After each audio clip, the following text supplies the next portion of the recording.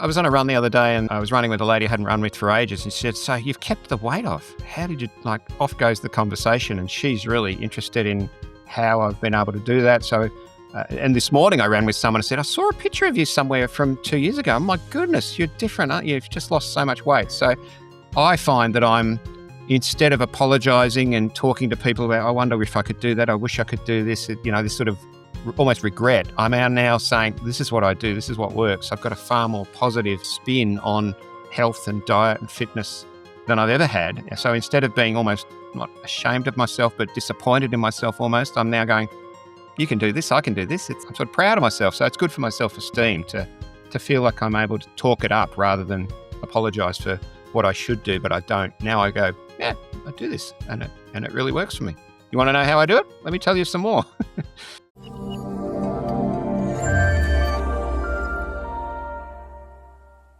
Hello and welcome to the Metabolic Balance Stories podcast. This is where we share real stories and insights into metabolic balance and the journey people have with the program.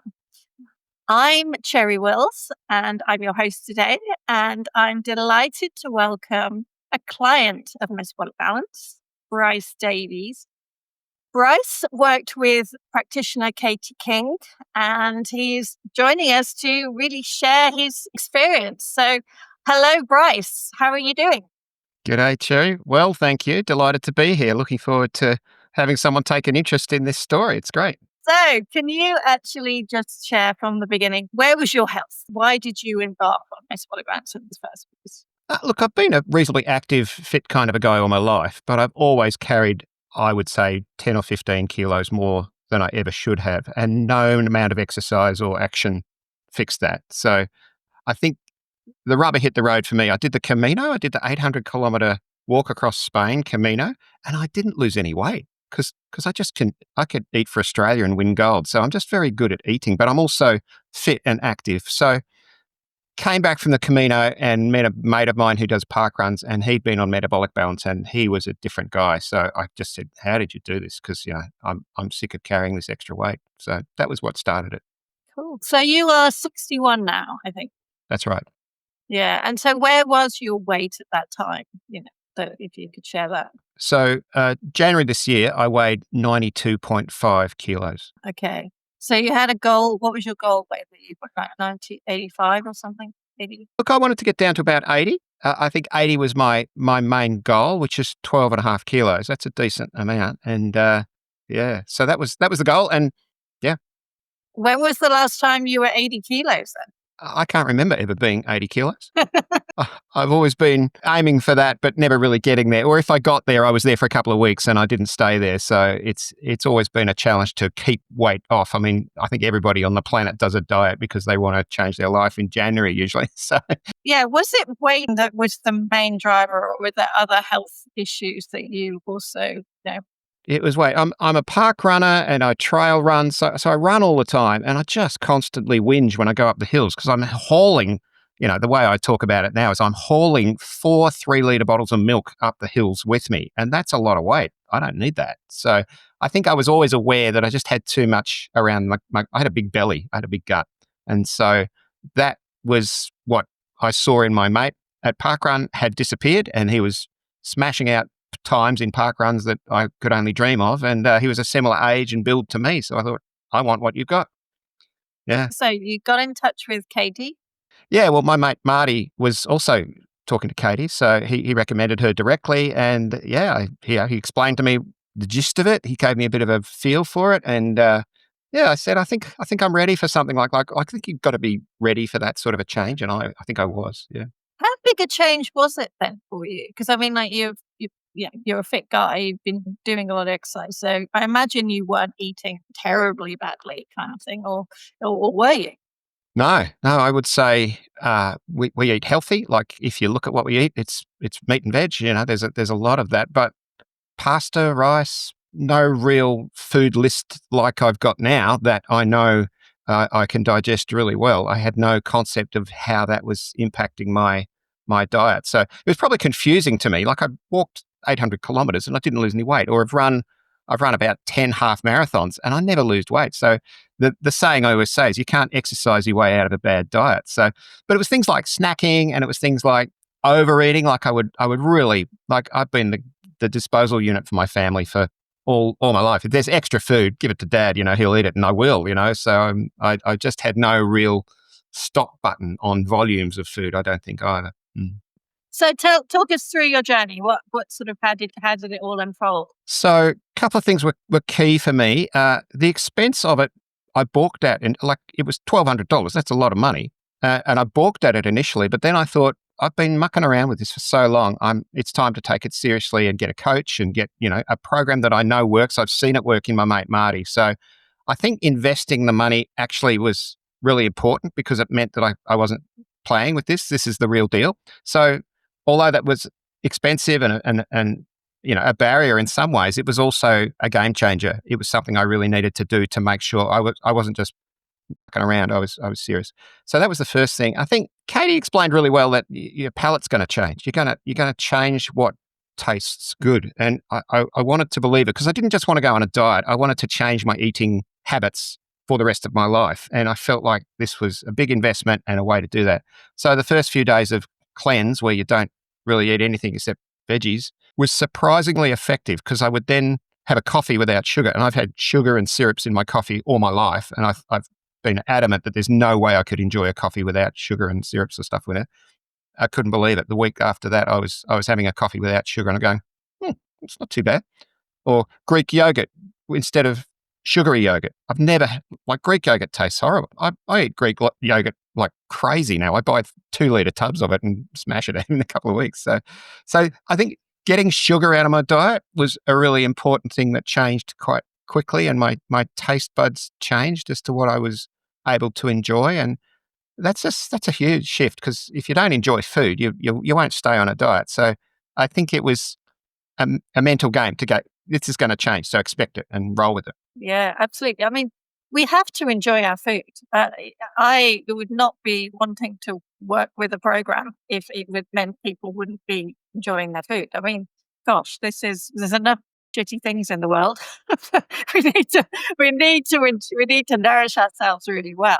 But it's interesting, isn't it, how we can get so convinced that we need, like you said, you were convinced you needed the syrups and the sugar in your coffee. And no matter what anybody had said to you probably over the last 40 years, you had to experience it in order to then convince yourself. I tried. I knew it was bad for me. I mean, you don't need to be a rocket scientist to know you need less sugar in your cup. So I tried it, though, and I just hated it. I just couldn't stomach it. I thought, this is horrible. I don't enjoy coffee, and I love coffee. So how can I make coffee something I don't actually like drinking? That's not going to work. So it was a really paradoxical kind of desire to give up sugar. So, yeah. Yeah. And I think it's that testament that when you actually do almost like the process of in the right stages with the right support and the right key foods to nourish you, get everything into balance, then actually we really can come to a balanced place, which means that we're not being driven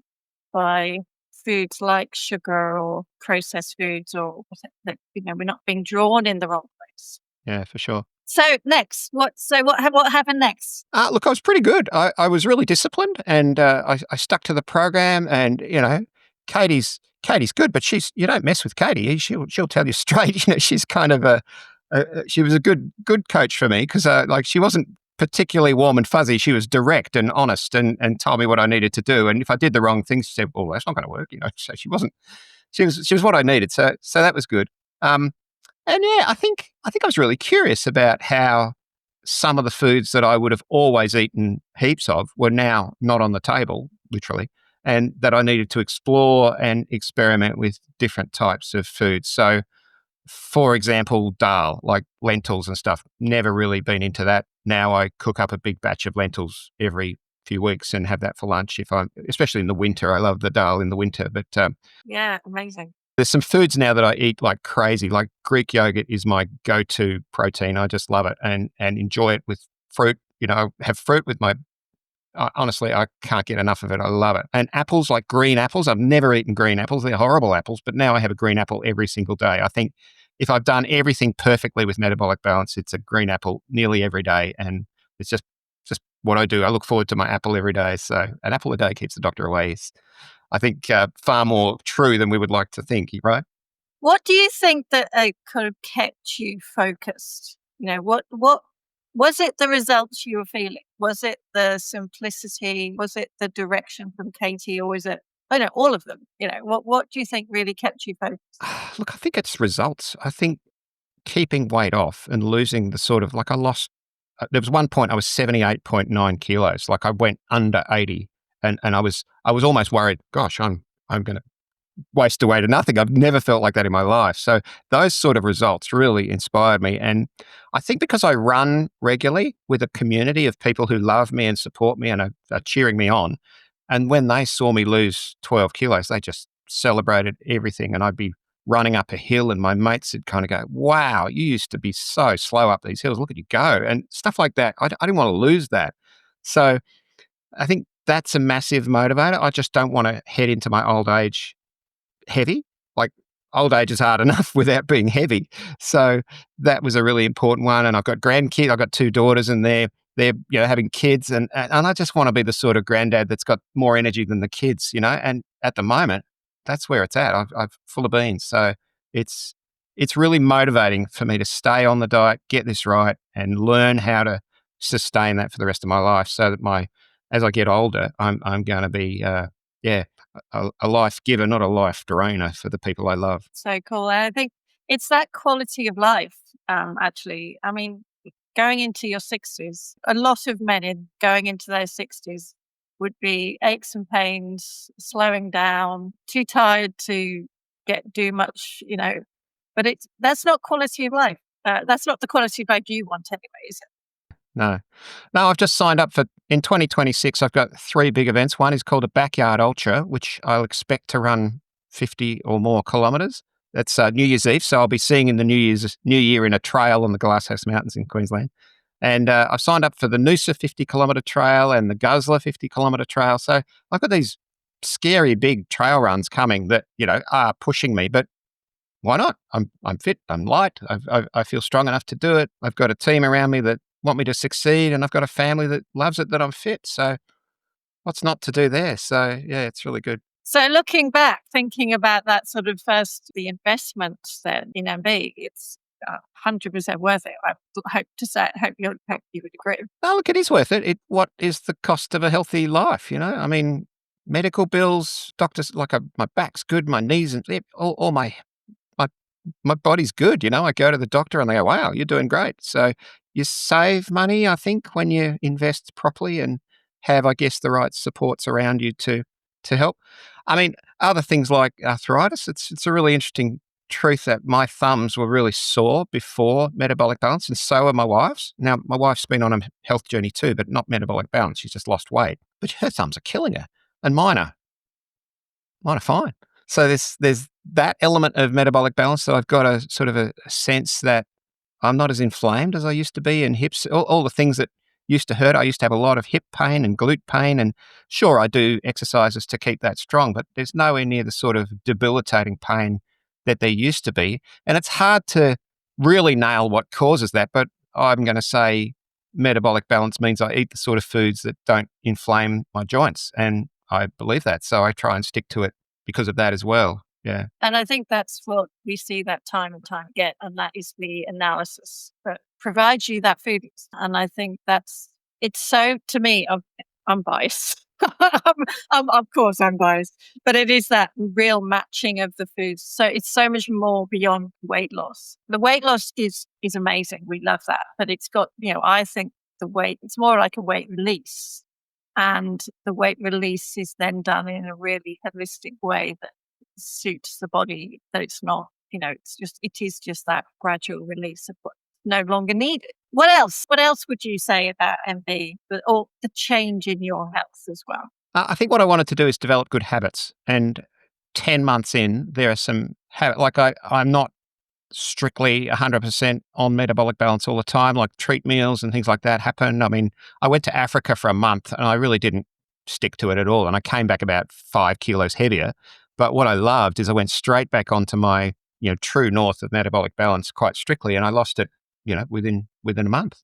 So I just know how to get back to the weight that I want to be. So I think I feel safer having times like that. Like often I worry about eating, like going out for a big birthday dinner or something, and really enjoying myself, and I go, oh, I've broken the diet. Well, no, I'm just going to get back on the wagon basically straight away. So I think that's been really good. I have had birthdays and weddings and all sorts of stuff coming through, so I've enjoyed those and not felt like I've lost the plot, and actually been surprised at how keen I am to get back on a strict sort of diet, because I just feel better. I feel lighter. I don't feel sluggish, and I don't know how rude you want me to be, but my toileting has changed significantly on metabolic balance. I think, I'm an older guy and I eat a lot, and I would struggle in the bathroom sometimes, come out sweating, and I've hurt myself and I'd have hemorrhoids, and all of that sort of stuff was not pleasant. And honestly, it's been 10 months of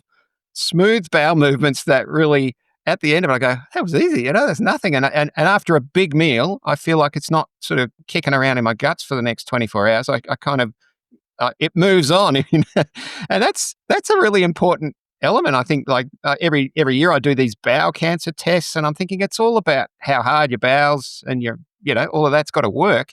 And truthfully, that's one of the outcomes that I've really appreciated. And most days I appreciate that. It is those things. It's like what is really happening in the minuter detail of our day that allows us to actually just have a good life, being comfortable and knowing that your body has that real flow. Because I think what you've also described for me is that natural flow in both how you are flowing through your choices in your day, your week, your month with what you're eating, and knowing that you can lean into a celebratory time.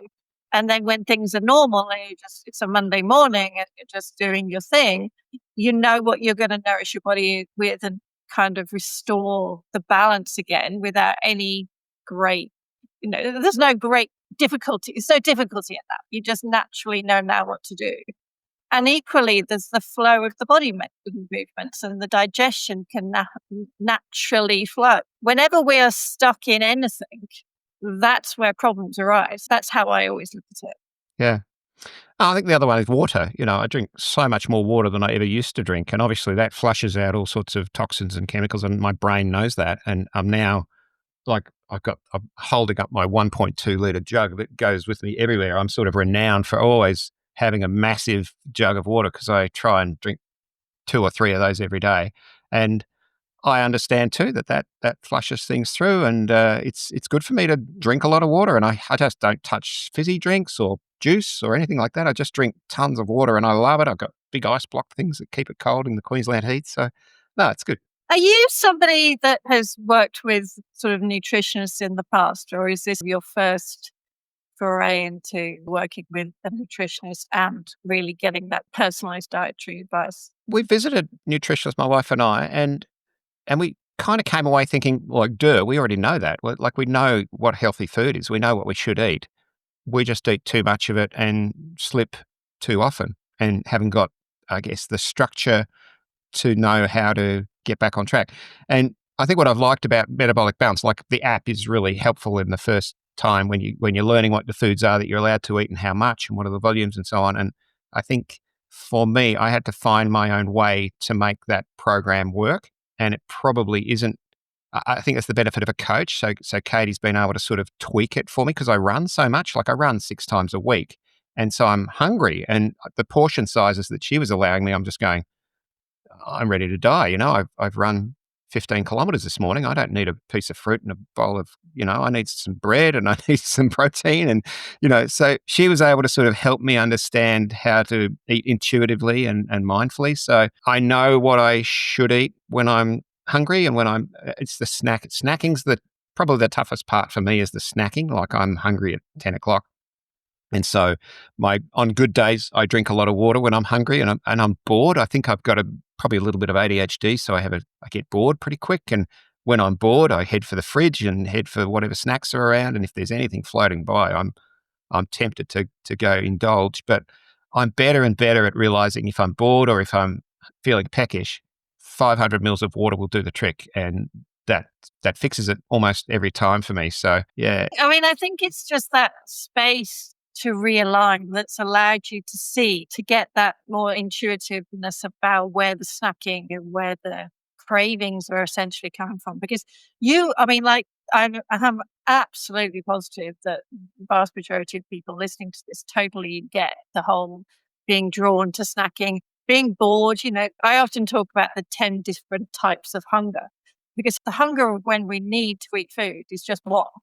There's emotional hunger, there's boredom hunger, there's fear of missing out hunger, there is peer group hunger, there's an amazing word that I always, a Japanese word called, and I'm probably going to pronounce it terribly, but I'm going to say it anyway, kuchi sabishi.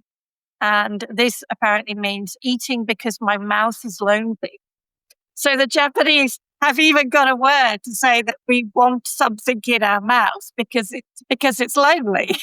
So, and I think so getting to that space of being able to have a learning curve of when we need to nourish our bodies and when it's good to kind of actually see, well, is this thirst hunger? Am I actually thirsty that's being misconstrued as being that I want to eat? Because that's probably one of the biggest things I think happens today, is that a lot of people do not drink enough, don't hydrate themselves. So they're trying to get water from food. Their body is intuitively trying to tell them, well, eat something then, because that will give me some kind of.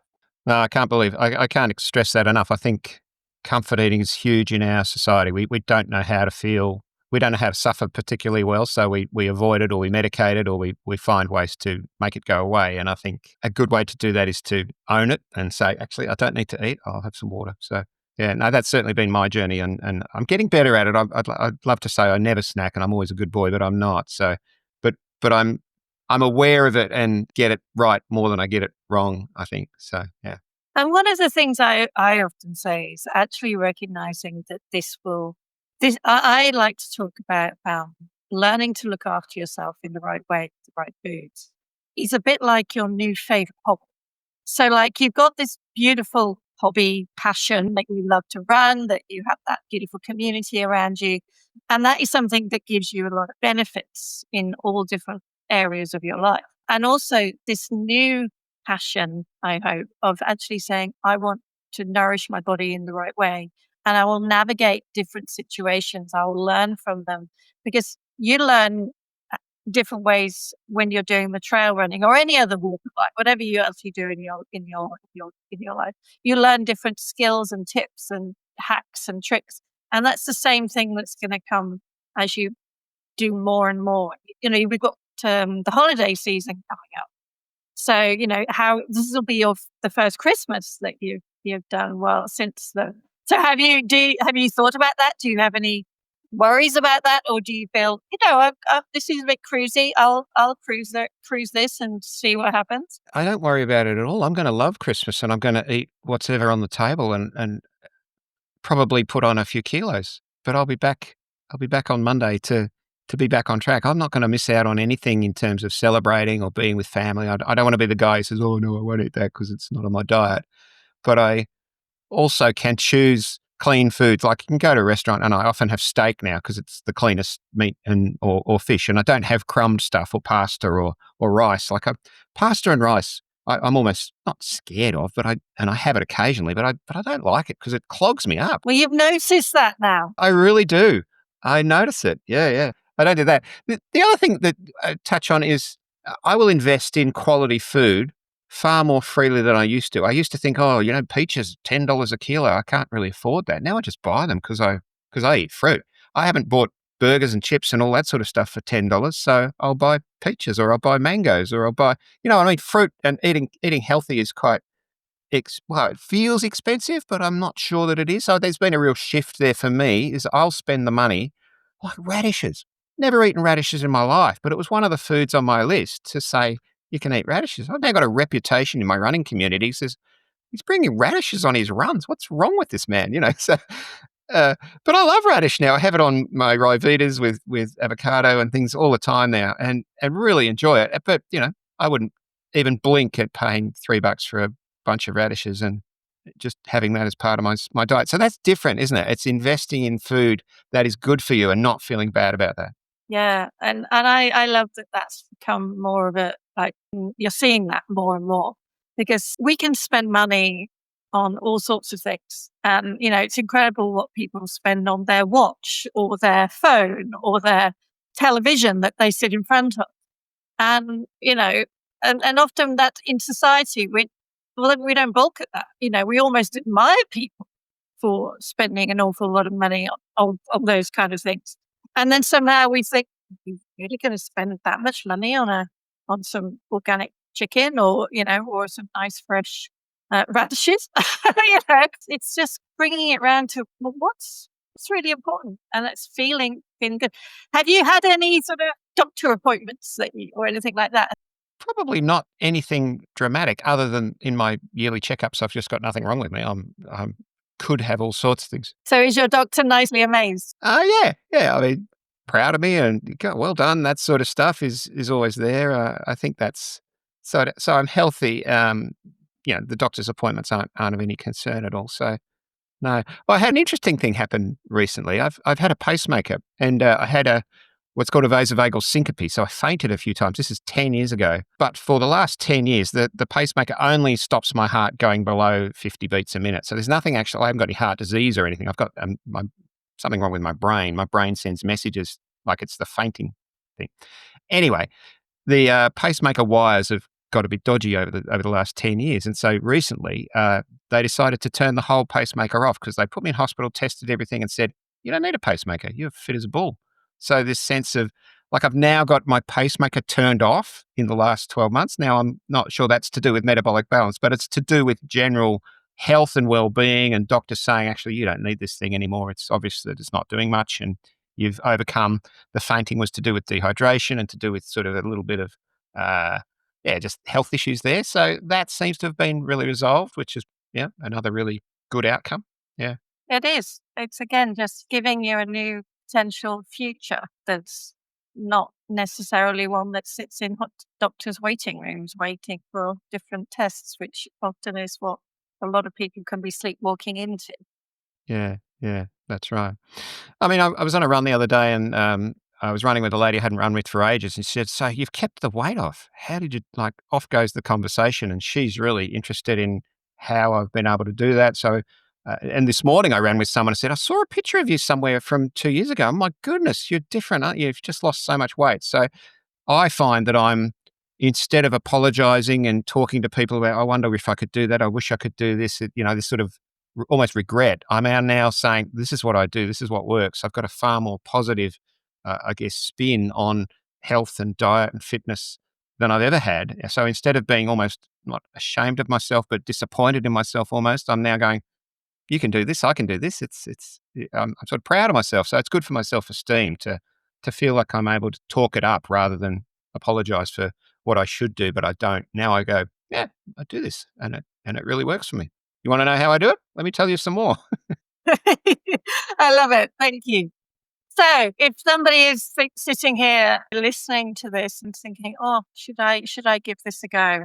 What would you say to them? Look, it is a change of life, and I think there's a little bit of me that wonders whether my kids are out of home, and Sue and I are just the two of us, so we've got more resources, we've got more time to sort of cook and prepare meals a bit more carefully. I think so. There's a bit of that I think is a factor, and I sympathise with people who are just keeping their nose above water to cope with life. So I understand it's a challenge, but I would probably say this actually works. So if something works and it works and you want a change of, I guess, lifestyle for the next 20, 30 years of your life, it's not a bad time. Well, when's the best time to start? Well, it's never going to be perfect, is it? But for me, I wish I'd done it 10 years ago. I think I could have saved myself a few whingy hills. And, I guess a lifestyle that's much more easy. It's easier to do this than it was before. So why not enjoy life more if you can? So yeah, give it a go. Yeah, I totally agree. There's never perfect times for anything. I often say you get going when you really want something to be different. You wanted it to be different. You say you've got to do things differently, and then you learn, and then off you go. You've now got the education. Yeah. And I think that's what the result that I've that I really love is that I don't really have to think about it too much more. I don't need to use the app. I know what my food list is. I don't have to review that too much. I've been so invested in it for the first few months that I've learnt a different way of eating and a different way of living. And I think that's what I was really aiming for. I didn't want a diet. I wanted a change of habits and lifestyle. And now the habits are entrenched. You've got to do something, 30 times or 90 times before it becomes a habit. So I think the coaching's really important for that, to be held accountable for that first 6 months or so. So that's been really key. And yeah, I would say I've got a different approach to the way I eat that I don't think is ever going to change. I think this is me. This is me now. So yeah, that's what I wanted. And yeah, that's a goal. I'm delighted. I'm just so grateful that you've shared your story with us today. I think it's really important to hear real people talking about what led them to metabolic balance and the changes they've had. So thank you so, so much. It's been a pleasure. Thanks, Sherry. And if anybody would like to hear more about metabolic balance, do check out the website, also in the show notes. And Katie King, Bryce's coach as well, you can check out her website as well. So we'll finish there. And a big thank you again to Bryce. And you take care, everybody. And we'll be back again soon.